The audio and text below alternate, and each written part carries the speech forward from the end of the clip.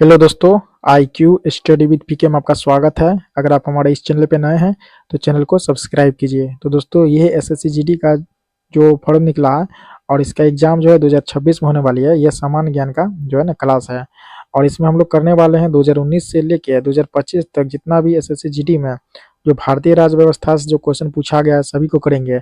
यह RWA का new book है और आज जो हम लोग इसमें करने वाले हैं क्लास नंबर 2 में हम लोग जो कर रहे हैं इसमें आज करने वाले हैं प्रश्न संख्या 11 से 30 तक करेंगे। हम लोग इतना ही अभी कर रहे हैं फिलहाल, क्योंकि इसमें जो इम्पोर्टेंट फैक्ट्स है वो भी बताना पड़ता है।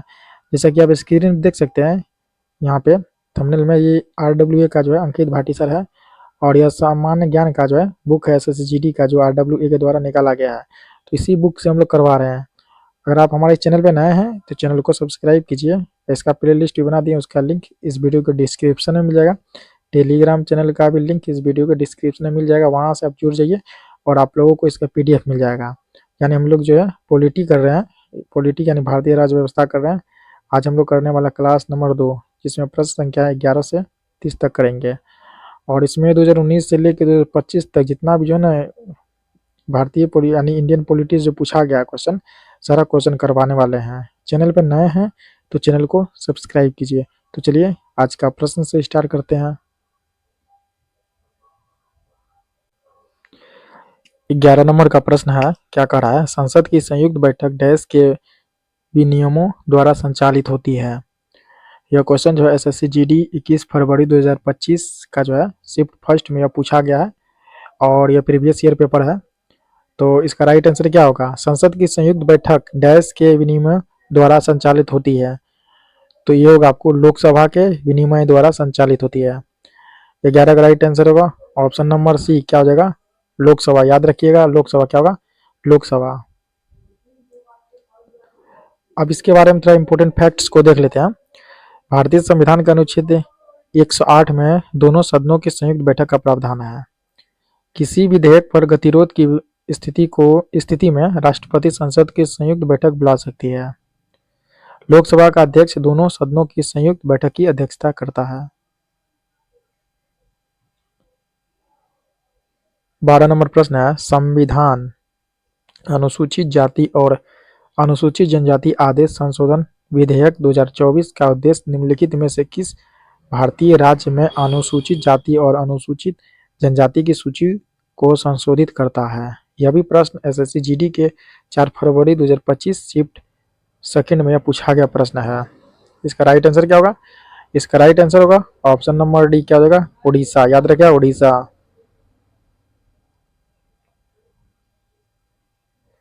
13 नंबर प्रश्न है, 42वें संशोधन अधिनियम 1976 द्वारा मूल सूची में कितने राज्य नीति निर्देशक तत्व जोड़े गए थे? तो इसमें कितने जोड़े गए थे? ये जोड़े गए थे आपको 4। इसका राइट आंसर होगा ऑप्शन नंबर डी, क्या हो जाएगा? 4। 42वें संशोधन अधिनियम 1976 के तहत मूल सूची में 4 राज्य नीति निर्देशक तत्व जोड़े गए थे।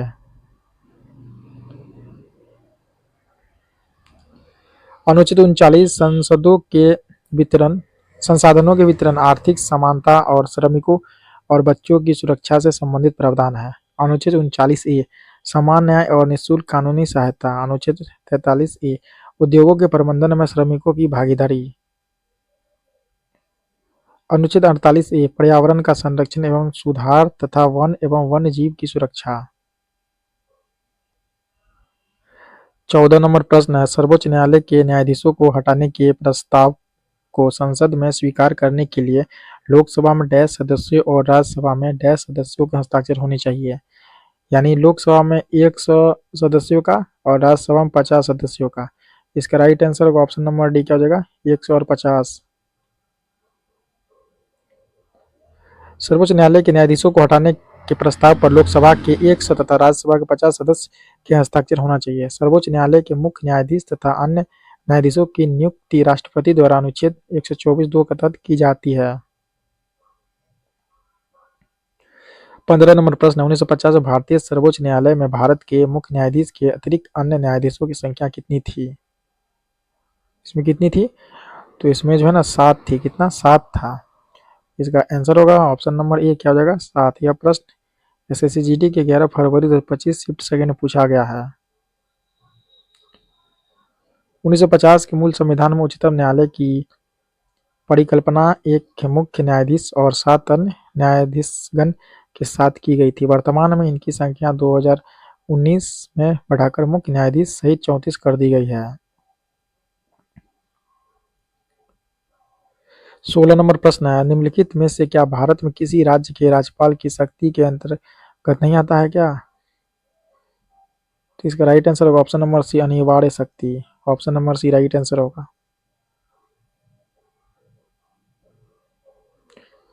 राज्यपाल की नियुक्ति, उनकी शक्तियों और राज्यपाल के कार्यकाल से संबंधित समस्त विषयों पर भारतीय संविधान के अनुच्छेद 153 से 162 के अंतर्गत चर्चा की गई है।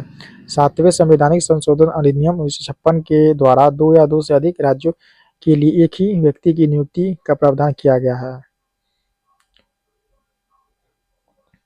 17 नंबर प्रश्न है, देखिए फिर से 17 नंबर प्रश्न क्या कह रहा है। यह प्रश्न जो है 19 फरवरी 2025 शिफ्ट थर्ड में पूछा गया है एसएससी के एग्जाम में। क्या बोला इसमें, भारतीय संविधान का कौन सा अनुच्छेद राज्य को महिलाओं और बच्चों के लिए विशेष प्रावधान बनाने का अधिकार देता है? तो इसका राइट आंसर होगा अनुच्छेद 15 का 3। क्या हो जाएगा? 15 का 3। याद रखिएगा अनुच्छेद जो है 15 का 3। Option number A right answer होगा, अनुच्छेद 15 का 3। 18 नंबर प्रश्न है, निम्नलिखित में से कौन भारत में मानवाधिकार के उल्लंघन की शिकायतों की जांच के लिए उत्तरदायी नहीं होता है? तो देखिए ये जो नहीं होगा उत्तरदायी आपको अंतर्राष्ट्रीय मानवाधिकार आयोग, इसका राइट आंसर होगा ऑप्शन नंबर बी। क्या हो जाएगा? अंतर्राष्ट्रीय मानवाधिकार आयोग। अब देखिए यहाँ पे विभिन्न आयोग और यहाँ पे इसके गठन वर्ष। पहला क्या है? राष्ट्रीय अनुसूचित जाति आयोग, इसका गठन 2004 में हुआ था। दूसरा होगा राष्ट्रीय महिला आयोग, इसका गठन 1992 में हुआ था। तीसरा होगा भारत का राष्ट्रीय मानवाधिकार आयोग, इसका गठन जो है 1993 में हुआ था। 19 नंबर प्रश्न है जो आप देख रहे हैं, भारतीय संविधान कौन सा अनुच्छेद काम की न्याय संगत और मानवोचित दशाओं के सिद्धांत को रेखांकित करता है? ये करेगा अनुच्छेद 42। इसका राइट आंसर होगा ऑप्शन नंबर डी, अनुच्छेद 42। 20 नंबर प्रश्न, भारतीय संविधान का निम्नलिखित में कौन सा अनुच्छेद केंद्र, राज्य और अंतर्राज्यीय विवादों पर सर्वोच्च न्यायालय के मूल क्षेत्राधिकार का प्रावधान करता है? यह करेगा अनुच्छेद 131। इसका राइट आंसर होगा ऑप्शन नंबर बी। क्या हो जाएगा? अनुच्छेद 131। 21 नंबर प्रश्न, भारतीय संविधान के किस अनुच्छेद में स्पीकर और डिप्टी स्पीकर के पद से अवकाश, त्यागपत्र और हटाए जाने का उल्लेख है? यह आपको अनुच्छेद 94 में। इसका राइट आंसर होगा ऑप्शन नंबर बी, अनुच्छेद 94।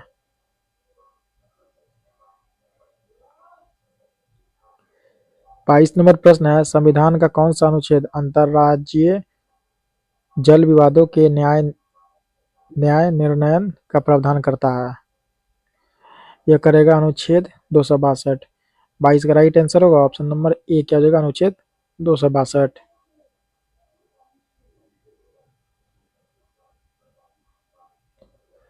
23 नंबर प्रश्न है, भारतीय संविधान कौन सा अनुच्छेद न्यायोचित एवं मानवीय कार्य स्थिति तथा मातृत्व राहत के प्रावधान पर बल देता है?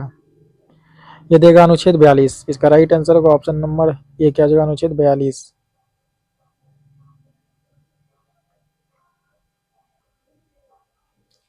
24 नंबर प्रश्न, भारतीय संविधान कौन सा अनुच्छेद राज्य को विशिष्ट परिस्थितियों में काम, शिक्षा और सार्वजनिक सहायता के अधिकार को सुनिश्चित करने का निर्देश देता है? यह क्वेश्चन जीडी के 19 फरवरी 2025 शिफ्ट फर्स्ट में पूछा गया है। तो इसका राइट आंसर होगा ऑप्शन नंबर ई, अनुच्छेद 41। ऑप्शन नंबर ई, अनुच्छेद 41।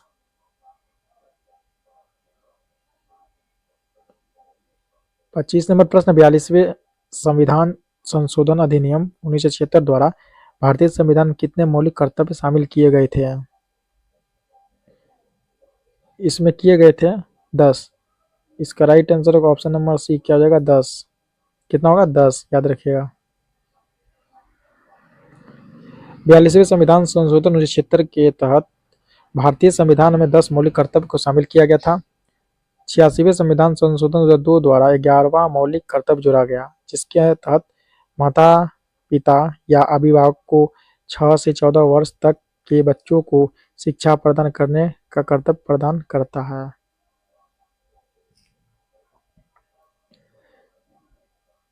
26 नंबर का प्रश्न है, भारतीय संविधान के अनुसार राज्य का वास्तविक कार्यपालक किसे माना जाता है? तो ये जो माना जाता है किसको? मुख्यमंत्री को। इसका राइट आंसर होगा ऑप्शन नंबर बी, क्या हो जाएगा? मुख्यमंत्री। याद रखिएगा ऑप्शन नंबर बी, मुख्यमंत्री को।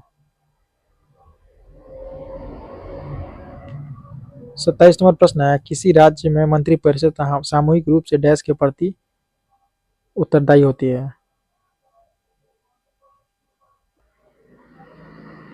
तो इसका राइट आंसर होगा ऑप्शन नंबर ए, राज्य विधानसभा के प्रति। याद रखिएगा ऑप्शन नंबर ए, राज्य विधानसभा के प्रति।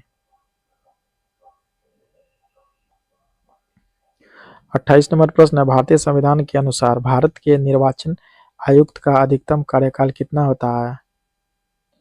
ये होगा 6 वर्ष के लिए, अधिकतम कार्यकाल 6 वर्ष का होता है।